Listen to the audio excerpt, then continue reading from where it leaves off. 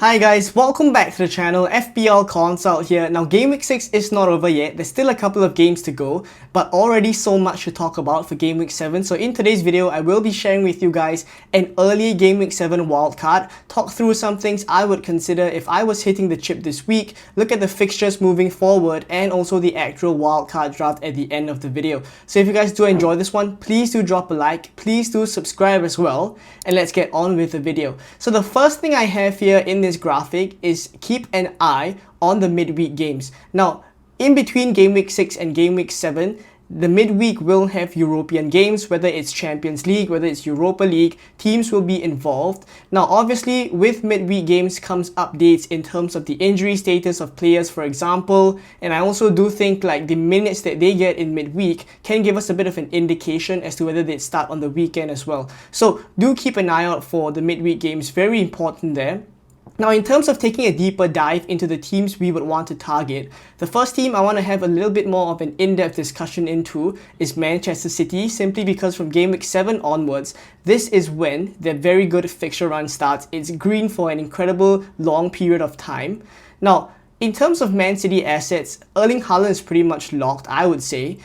But do we go for another City asset? Do we consider doubling up or even tripling up on Man City, and is it worth the risk? Now, a couple of players that I have listed here could be on our minds. I would say Vardiol, Rico Lewis, Savinho, Foden, Kevin De Bruyne, if we do get updates that he's back fit again. So I think all these players in their own right have a bit of their risks involved with them. Vardiol, I would say, maybe the most secure out of the rest of these picks, but also a certain amount of risk associated with him. So honestly speaking, aside from Erling Haaland, I don't think we can ever say that we are 100% sure that City asset we go for is going to start. And I think in terms of going for risky City picks, I would at the maximum only go for one.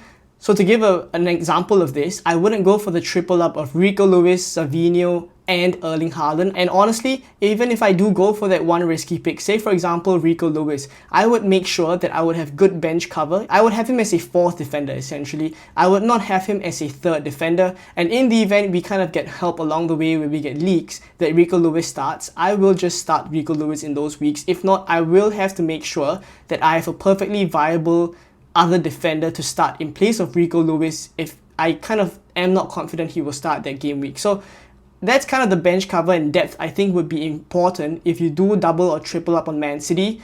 And in terms of, say for example, you go for Savinho instead, make sure that you have a very good 8th attacker in, for example, Morgan Rogers, or a cheaper kind of a midfielder that would definitely play games and can come in for you if Savinho does not start. So that's what I would think about, and I wouldn't go so far as to be super risky with them. But I do know that there are a couple of FPL managers out there who are very risky players and would just full on go for triple Man City with risky picks. I think it really depends just on your playstyle and what kind of FPL manager you are. And sometimes I think the enjoyment of the game as well plays into this kind of decision. So make your own decisions in that there will be a risk involved, but what is your risk appetite with respect to these players? Now, in terms of the other teams, there's Manchester United and Tottenham that I want to talk about. We are actually 1 week early now in Game Week 7 to target Manchester United and Tottenham assets. Now, Manchester United have Aston Villa away in Game Week 7, Tottenham have Brighton away. So those are slightly trickier fixtures, but from Game Week 8 onwards, it gets so good. So I still think they are worth investing in, and kind of the compromise of Game Week 7 wildcard is that you probably have to move slightly early on these assets, get them into your teams, so that from Game Week 8 onwards, you already have them. Now, the last thing I want to speak about is the Liverpool fixtures. They start to get a little bit tricky. Maybe in Game Week 7, Crystal Palace away, not the most difficult fixture, but moving forward, it does start to get tricky from them, especially from Game Week 8 onwards. So the real question I would have on a Game Week 7 wildcard is, do I keep my Liverpool assets? If I do, how many? Maybe Trent, for example, at the maximum. Or do I sell them? Say for example you go without Trent at all, it frees up so much money elsewhere, and you can also not go for Luis Diaz given that the fixtures are quite tricky moving forward. And I do think like it is a decent consideration to just go without Liverpool for a short period of time and thereafter buy them back when the fixtures get better as well. So let me know what you guys think of my points to consider. The last thing I would want to say that I was not able to fit in to this graphic today is the international break. So after Game Week 7 will be the international break, and then Game Week 8 is kind of 2 weeks later. So I do think like if you are able to delay the wildcard. Now I know there will be teams in different situations where you really have the wildcard in game week 7, which is perfectly fine. But if you are in a position, or a unique position I would say, that you can delay your wildcard by one more game week, then I think game week 8 is a really good wildcard window as well. Just after the international break, you can react to the injuries, etc. So I just give it a bit of thought. But for those of you kind of on a straightforward decision where you are set on wildcarding in game week 7, let's have a look at the fixtures to target. So having a look at the fixture ticker from Fantasy Football Hub, what I've done here is I've had a look at the next 6 game weeks and sorted the teams in terms of how easy their run is moving forward. Brentford and Man City obviously up there, it's really no surprise. Brentford still on that very good fixture run that we kind of targeted from game week 6 even. So Wolves at home in 7, Manchester United away, Ipswich, Fulham, Bournemouth, Everton. It's an incredible run for Bournemouth. And same for Man City as well, just underneath them in second place. It's Fulham, Wolves, Southampton, Bournemouth, Brighton, Tottenham. It's truly an incredible run, but really I think the difficulty is just trying to nail your second or third even Man City player that you want to go for. Now, in terms of other teams that are worth considering, I think for cheap enablers wise, Dominic Calvert-Lewin from Everton still kind of, shouts out here as a very good pick because they're third on the fixture ticker. The fixture run is really good. Same for Leicester as well, if you want to go for a couple of more maverick picks like Mavadidi, for example, or Vardy if you're still pretty hot on him. If not, Manchester United there is in 5th place in terms of the fixture ticker, and you see that Aston Villa away fixture for them, which is red. But aside from that, from game week 8 onwards, I think you see a slightly easier run. So I think having a couple of Manchester United assets in your team already, ready for this good fixture run, would be quite key. Ipswich still with a decent run. I think Leif Davies, for example, or Greaves as a bench fodder, also within considerations. Now West Ham maybe haven't been performing super well, so not so keen on their assets, but in game week 7 specifically, they do have Ipswich at home. Now for Spurs, which is the last team I want to focus on, it's Brighton away that we just spoke about that they will have in game week 7, but from game week 8 onwards is West Ham, Crystal Palace, Aston Villa may be slightly trickier, but then there's Ipswich as well, and Man City away in game week 12 could be a little bit tricky, but beyond that as well, from game week 13 onwards, you look at the totality of their fixture run all the way up to game week 19, I think Spurs assets, especially Dominic Solanke, is worth considering. So there we go with the kind of fixture analysis. Feel free to stop this video right here to kind of look at the other teams you'd want to target. But also, I think when you look at further down the list, you see Liverpool that we just mentioned, a slightly trickier run for them coming up in that they start with Crystal Palace away here in 7. Maybe not the most difficult, but after that is Chelsea, Arsenal, Brighton and Aston Villa. Is there a chance that we can go without, Mo Salah during this week? These kind of block of 4 fixtures there. Or even go without Trent. So I think a lot of things to think about on a Game Week 7 wildcard, a lot of tinkering to be done. But let's now have a look at an early Game Week 7 wildcard draft. So this is where I'm at in terms of an early Game Week 7 wildcard draft. As I've said, early days, so a lot of changes still to be made as we get all the way up till the deadline. But here is my thinking so far. So I have Flecken in goal and I have Fabianski. So taken all the money out of the goalkeeper positions and just simply gone for a 4.5 in Flecken. They are top of the fixture ticker. And I know Raya is someone that is going to be very popular in the Game Week 7 wildcard as well. But I've kind of covered him with Saliba in defense. So the reason why I've gone for Saliba and Gabriel here is because I don't see a need to go for Trent anymore, in that I want to take the risk if I was on a Game Week 7 wildcard to go without Trent, assuming that Liverpool don't keep too many clean sheets during this period of tougher fixtures for them. I think Saliba is someone that at 1 million cheaper and also helps you to cover the Arsenal defense, I think is worth investing in. So the double Arsenal defense is still, I think, the way moving forward, and we've covered them here with Saliba and Gabriel. Now, the third defender I have is Pedro Porro, again Brighton away. So Spurs kind of fixture run is what I'm targeting here, but it only starts in Game Week 8. The other option that I actually am considering in this spot is slightly cheaper than Porro. It's Diogo Dalot. I think there is decent enough upside with him, and he's picked up quite a number of bonus points this season already, especially when Manchester United keep a clean sheet. And also there is good attacking threat with him. So I think Porro versus Dalot is a decent kind of debate on Game Week 7. Where would you go with that? but both of them provide very good value for the price that they're at. So I would think about kind of which of these two players I go for. For now, I have Porro.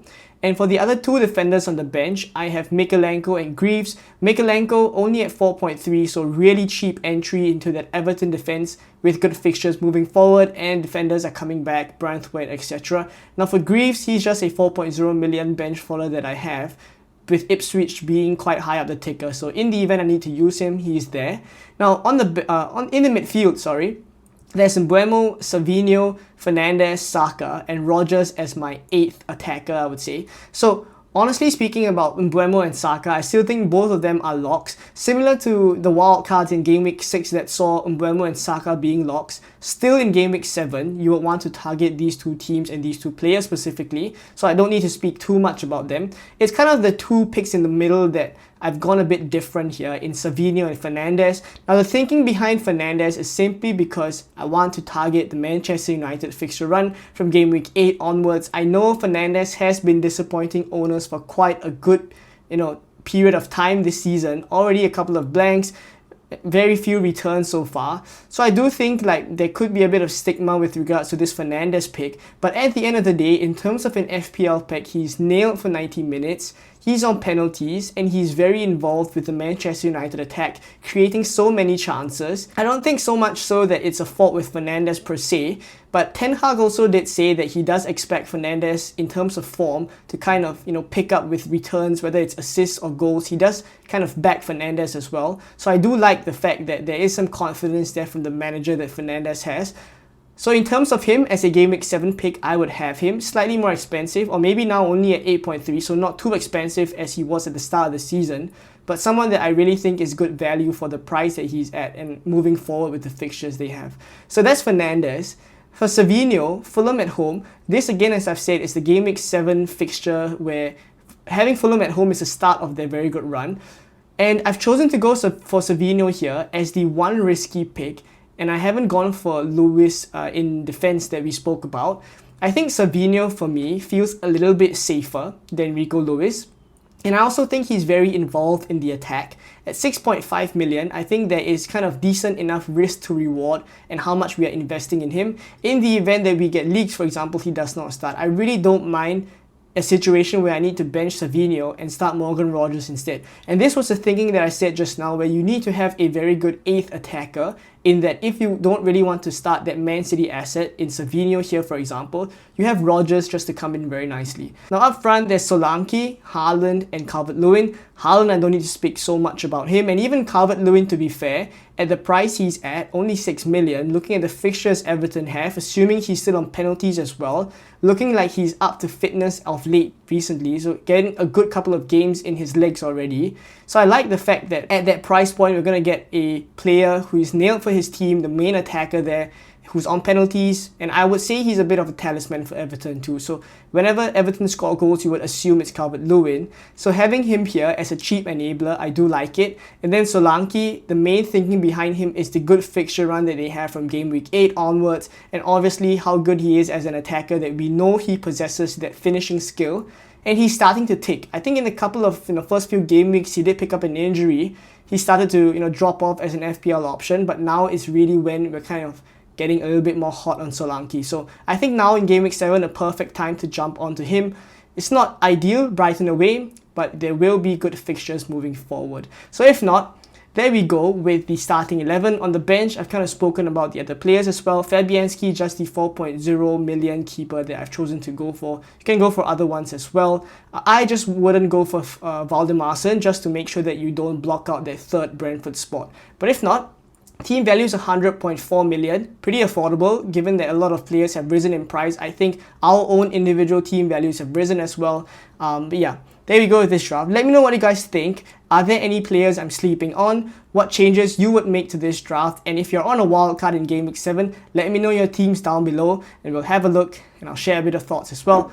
If not, I hope you guys enjoyed this one. Please do drop a like. Please do subscribe as well. We are on the road to 10k subscribers. Hopefully we can get there very, very soon. And I'll catch you guys in more Game Week 7 content coming tomorrow. Bye-bye.